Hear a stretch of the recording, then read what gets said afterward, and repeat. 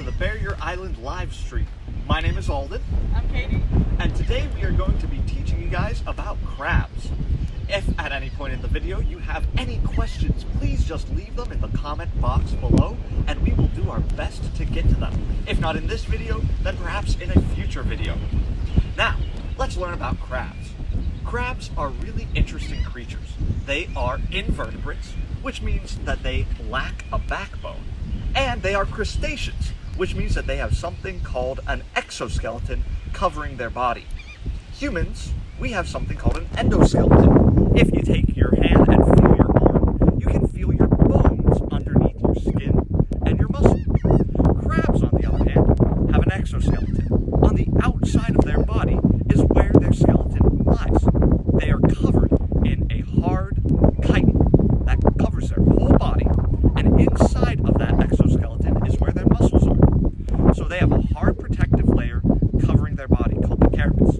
It keeps them safe from predators and from their environment, and it helps them to survive. We have a lot of crabs here in the low country, and the main species that we have is the blue crab, a very, very important species of crab. They live from Nova Scotia all the way down to Uruguay in South America, all throughout the Atlantic Ocean, and they are a staple species, not just for life in the estuary, but also for humans. A lot of people like to eat blue crabs. Let's learn a little bit about the blue crab. So, crabs have an exoskeleton. This is an example of a crab molting. A crab, in order to grow, has to shed its old exoskeleton in order to get bigger. The exoskeleton is hard and protective, but in order to grow, the crab needs to get rid of its old one and put on a new one. This is a difficult and dangerous process. The crab grows by pulling its body out of its old skeleton, and as it does so, its body is soft. It doesn't have a new exoskeleton yet. It's just soft muscles. Over time, the new exoskeleton will harden and the crab's body will grow hard once more. But until that happens, the crab is soft and vulnerable. The exoskeleton protects a crab from predators, but if it doesn't have its exoskeleton on at that time, then it is very vulnerable to being eaten by almost anything out in the estuary. So it needs to find a safe place to hide after it molts. Every time a crab molts, they grow. In order to grow, they have to molt.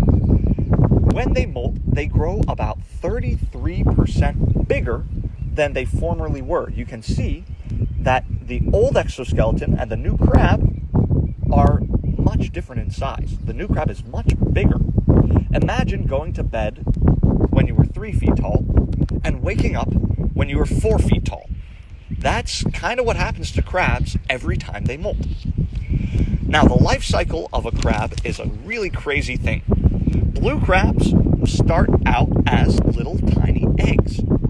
A female blue crab can be carrying at any point in time between 750,000 up to 8 million eggs. So these eggs are microscopic, super duper small. Each egg holds inside of it a baby crab. The female blue crab will start back in the salt marsh and work her way with her eggs down to the estuary, where she will then release her eggs as they hatch. The babies, which are called Zoey, will then be taken by the currents and carried throughout the water. We can see a Zoey. They look pretty strange. They kind of look like a shrimp, but they mostly just look weird. You can see its eye, and this is kind of its tail, but it doesn't really look at all like a crab, does it? Instead, it just kind of looks like a little baby shrimp. As it grows, it will take on the appearance of a crab, but the Zoey stage is planktonic. Baby blue crabs will float out in the estuary as Zoey, looking for little pieces of plankton that they can eat. However, they themselves will be eaten by many other things. Since a female blue crab can have up to 8 million Zoey babies, and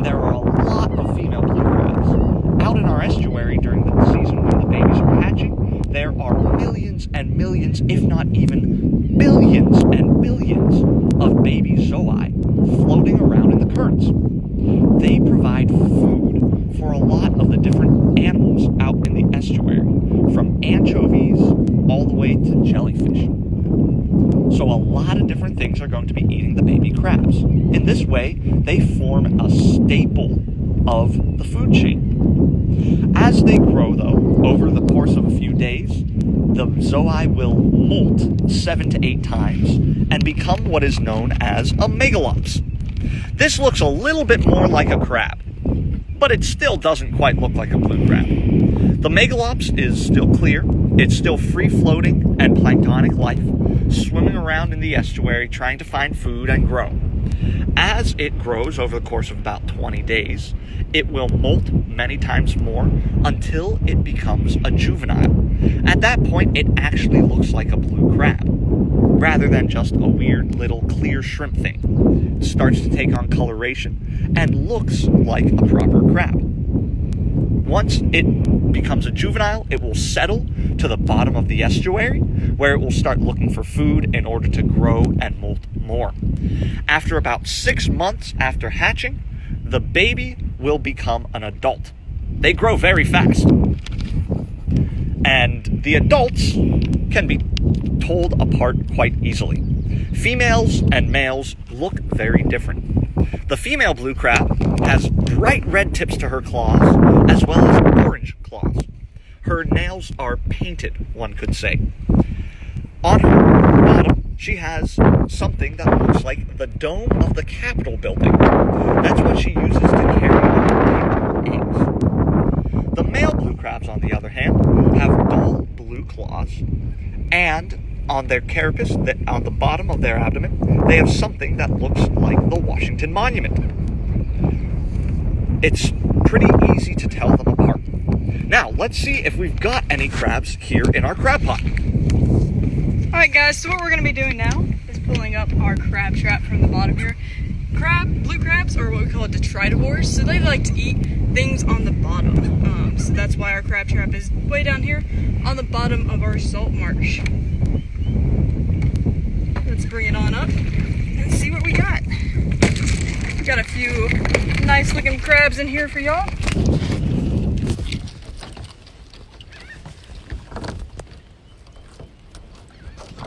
Sometimes they don't like to You'll see them not cooperating. They can be a little bit crabby and rude. We get the word crabby from crabs. They are not the nicest of creatures, but they are pretty incredible in their own right. They are. So what we have right here is a male blue crab. You can tell by his solid blue claw right here, it's not that painted color. You can also definitely tell by his abdomen. You can see the Washington Monument shape to the bottom there. Like I said, these are also detritivores, so they like to eat things on the bottom. So you can definitely tell that by their mouth right here. They have what's basically 2 large clamps that basically act like crushing plates to crush up any food that they find on the bottom. So they bring their nice big claws to catch things and just bring it right to their mouths. You can also tell all these little spikes and prickles on the side help for protection. So they are very commonly eaten by many different species. So they walk from side to side. So having these big long spikes on the side helps with protection. So that way nothing's too keen on eating something that's spiky. Another important feature of our blue crabs are these back here. These are called swimmerets. Blue crabs do swim through the water. So these help act kind of like fins of fish, so that way they can swim higher up in the water column. They also act really good as shovels. So like Mr. Alden was saying earlier, when they shed their exoskeleton, they're very soft and vulnerable. So a lot of times they will bury down into the sand for protection until they add on a new coat. And these help them to bury right down in the sand. You can also see that this particular crab has lost one of his claws, probably due to either another male crab or another fish. For crabs, though, all is not lost when they do lose their limbs. Crabs have amazing regenerative abilities. Each time they molt, they will heal. And over time, if this guy were to survive for a year or so, he would likely regrow his lost limbs, which is an incredible adaptation. I have even seen a hermit crab over the course of a year regrow a lost eyeball, which is incredible, absolutely amazing. Humans, if we lose our limb, it's not going to grow back. But crabs, bar any injury that doesn't kill them, they can actually heal and recover from. Speaking of eyes, Alden, also crabs have what are called have their eyes on what are pedestals right here. So you can see as he just tucked his in there for safety. They also, when they bury down in the sand, can pop their eyes up so that way they can see above the sand. So usually they only have their mouths and eyes above the sand. Their eye stalks allow them to see 360 degrees around their body, giving them a wonderful range of vision to avoid predators or to find prey.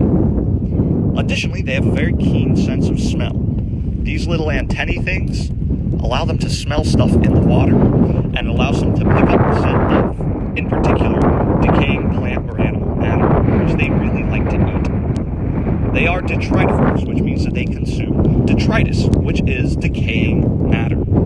So their diets are not very pretty, but it allows them to grow big and strong.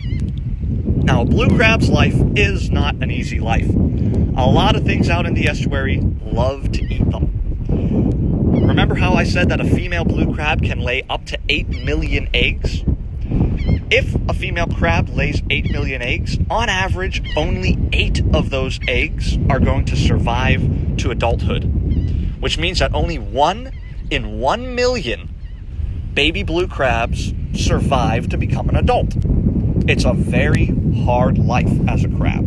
They serve as the food basis for so many animals out here in the estuary. So they are very, very important, a staple life form of the salt marsh. Now, we're going to put this guy back. We're going to release him into the estuary, and we can start taking some questions. Alright guys, so we're just going to throw him back in here and let him go on with his life. And down he goes. Back to the bottom. Away.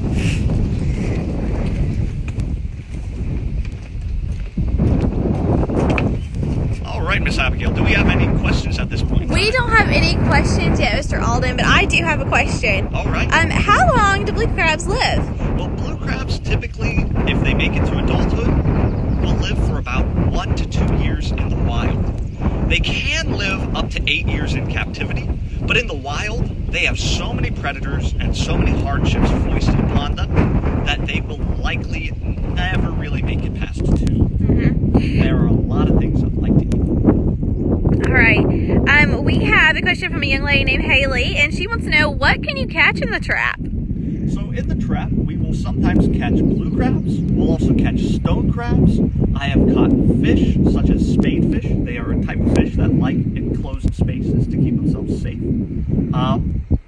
Hermit crabs as well, and whelks. Whelks are predatory snails. So in our traps, we will bait our traps generally with chicken, and a lot of things here in the salt marsh really like to eat that. Mm-hmm. So a bunch of different critters will find their way into our traps. Okay. A young man named Sam wants to know, do red drums eat crabs? Yes, so red drums they're one of the most popular fish for fishermen here in the low country. They are incredible fish, and the blue crab, as they get big, forms a staple piece of their diet. In fact, red drum will eat so many blue crabs that their tails will actually start to take on a blue coloration. As the pigmentation from the blue crab's exoskeleton enters their body, they will actually become the same color as blue crabs. Wow. You are what you eat. That's cool. All right, I know you've already touched on this a little bit, but we have someone who's joined us named David, and he wants to know, what else eat blue crabs? A lot of things. Sharks love to eat blue crabs. In particular, bonhead sharks love to eat blue crabs. Red drum, black drum, many of the large predatory fish in general, sheep's head. Other crabs as well. Blue crabs will be cannibals. If a big blue crab comes across a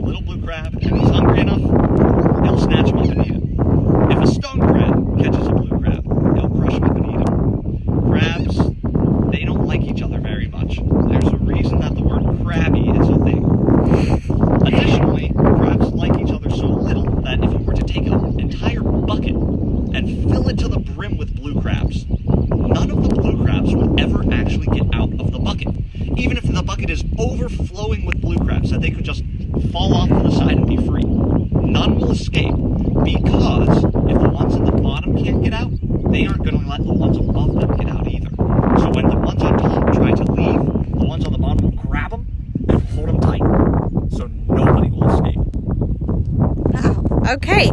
We also have another question from David. He would like to know, can crabs breathe in the air or just underwater? Depends on the species of crab. There are some land crabs that are specialized to be able to breathe air, but most crabs primarily need to be in the water. If their gills are wet, they have an internal set of gills. So long as those gills stay wet, they are able to extract oxygen from the air. But if those gills dry out, then they will suffocate. If you ever catch blue crabs, you should actually make sure that they just stay moist and not put them in a bucket of water. They will deoxygenate the water faster than their gills will dry in the air. So if you put them in a small bucket of water, they are more likely to die than if you were to just keep them warm. All right.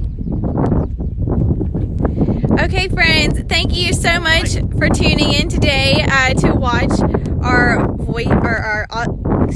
watch our video here on blue crabs. If you have any questions right now, or you are watching later on today and you have a question, please leave that in the comment box below, and we will get back to you all by answering your questions either today by comment, or we'll get back to you in another video. Before we leave off, we've got one more question, and it is, do we happen to know the population of blue crabs in a year? Maybe here off the South Carolina coast? Any ideas? So, no idea there. I do know that the South Carolina fishery catches, I think it's about, and I could be wrong here, but I think it's about 40 million blue crabs a year. Wow. The fisheries for blue crabs are massive, and millions of blue crabs are caught all along the Atlantic coast. As I said before, they are present from Nova Scotia in Canada all the way to Uruguay in South America. So people all along the Atlantic like to catch and eat blue crabs. There are millions and millions and millions of them out there. So not sure how many there are specifically here in South Carolina, but there are a lot. All right, thank you for that. All right, again, friends, please remember that if you're watching this video right now and we did not get to answer your question, or if you start watching it this afternoon or at a later date, please go ahead and leave your question in the comment box, and we will get back to you with that either through comments, or we will post a new video to answer your question. Thank you so much for tuning in today. This is goodbye from the Barrier Island team. Bye, guys. Bye. Have a great day.